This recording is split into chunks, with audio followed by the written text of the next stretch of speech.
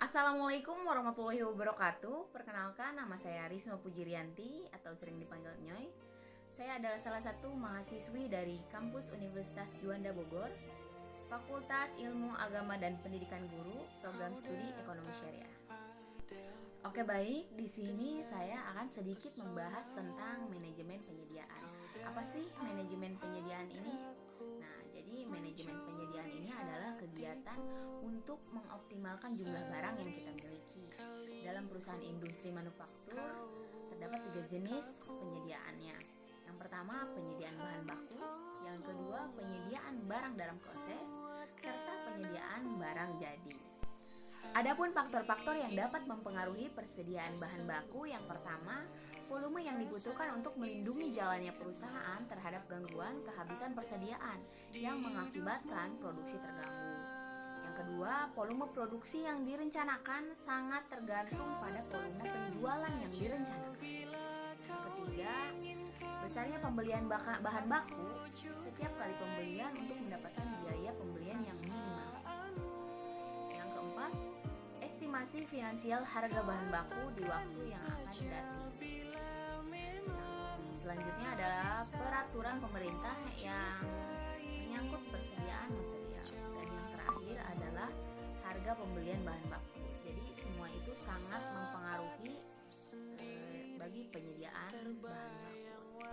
Nah, selanjutnya ada faktor-faktor yang dapat mempengaruhi besar kecilnya safety stock atau persediaan pengaman di dalam suatu perusahaan. Risiko kehabisan persediaan ini biasanya ditentukan oleh yang pertama, kebiasaan supplier dalam menyerahkan barangnya, apakah terlambat atau tepat waktu. Yang kedua, besar kecilnya jumlah bahan baku yang dibeli setiap saat.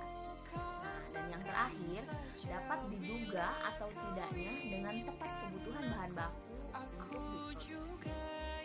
Hubungan antara biaya penyimpanan di gudang di satu pihak dengan biaya-biaya ekstra yang harus dibayarkan atau dikeluarkan sebagai akibat dari kebiasaan persediaan di lain gudang. Yang ketiga, ada faktor-faktor yang dapat mempengaruhi besar kecilnya persediaan minimal barang jadi. Yang ternyata ada 3 jenis. Yang pertama, sifat penyesuaian jadwal produksi dengan pesanan tambahan. Yang kedua, sifat pesaing industri. Dan yang terakhir, yang ketiga, hubungan antara biaya penyimpanan di gudang dengan biaya kehabisan persediaan. Selanjutnya ada biaya persediaan atau inventory cost. Biaya-biaya yang berubah-ubah sesuai dengan frekuensi dan pesanan, yaitu adalah procurement cost atau setup cost. Nah, biaya yang harus dikeluarkan selama proses persiapan biasanya pada proses persiapan-persiapan yang harus diperlukan untuk pesanan, terus penentuan besar kualitas yang akan dipesan. Yang kedua adalah biaya pengiriman pesanan. Dan yang terakhir ada biaya penerimaan barang yang harus dipesan. Contohnya itu adalah pembongkaran dan pemasukan ke gedung, pemeriksaan bahan baku yang diterima, dan mempersiapkan laporan penerima. Nah, adapun biaya-biaya yang berubah-ubah sesuai dengan besarannya adalah overage inventory, yaitu store cost atau carrying cost. Jadi biaya penggunaan atau sewa gedung, biaya pemeliharaan bahan baku, atau pengeluaran untuk kemungkinan rusak. Terus ada juga biaya untuk menghitung atau menimbang barang yang dibeli. Ada juga biaya asuransi, terus biaya keusangan, biaya modal, dan yang terakhir ada pajak daripada stok yang ada dalam gedung.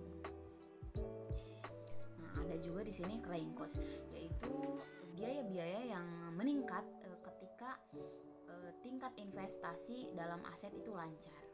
Nah, biaya-biaya penyimpanan dan biaya-biaya yang berhubungan dengan seperti biaya pemindahan persediaan, biaya bongkar muat, dan sebagainya. Terus ada juga biaya premi asuransi dan pajak. Terus ada juga kerugian yang timbul akibat keusangan atau kerusakan kan. Selanjutnya ada biaya kesempatan modal atas dana yang ditanam pada persediaan.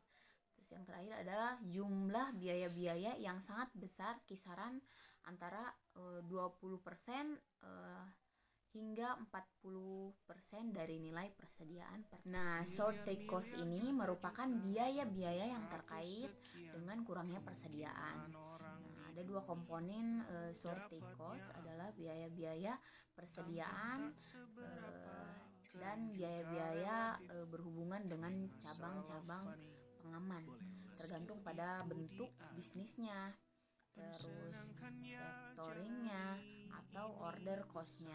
Biaya persediaan merupakan baik biaya penempatan pesanan pada supplier maupun biaya-biaya menjalankan produksi. Oke, di sini ada teknik-teknik manajemen penyediaan. Nah, yang ternyata ada dua teknik manajemen pendekatan. Yang pertama adalah pendekatan ABC, yang merupakan pendekatan yang sederhana untuk manajemen penyediaan, di mana pemikiran dasarnya adalah membagi penyediaan dalam 3 kelompok. Ini seperti itu ya. Nah, di sini ada reorder point atau bisa kita sebut ROP.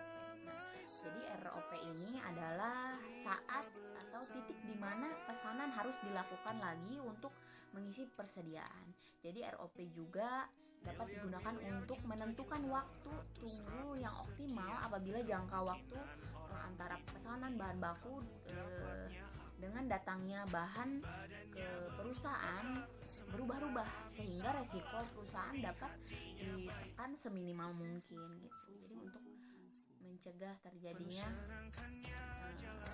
perubahan. Nah, yang selanjutnya adalah pengelolaan persediaan dengan menggunakan turunan permintaan. Pertama ada MRP. Nah, jadi MRP ini adalah seperangkat prosedur yang digunakan untuk menentukan tingkat persediaan untuk permintaan yang tergantung jenis persediaannya. Jadi, seperti raw material atau work in process.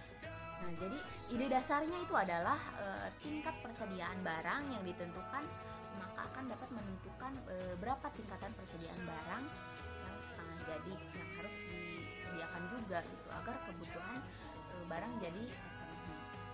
Dari sini kita dapat pula ditentukan beberapa persediaan barang mentah yang harus dimiliki perusahaan. Nah, yang terakhir ada JIT yang sering disebut dengan Kanban System. Nah, jadi Kanban System ini adalah pendekatan modern untuk mengelola persediaan yang dapat mempengaruhi besarannya permintaan barang jadi, yang dapat meminimumkan persediaan perusahaan. Nah, jadi dari hasil JIT ini adalah bahwa persediaan yang akan dipesan secara periodik adalah lebih sering pendekatan JIT dipelori oleh Toyota di Jepang. Baik, mungkin itu saja yang mungkin saya dapat sampaikan. Kurang lebihnya mohon maaf. Sekian dari saya. Wassalamualaikum warahmatullahi wabarakatuh.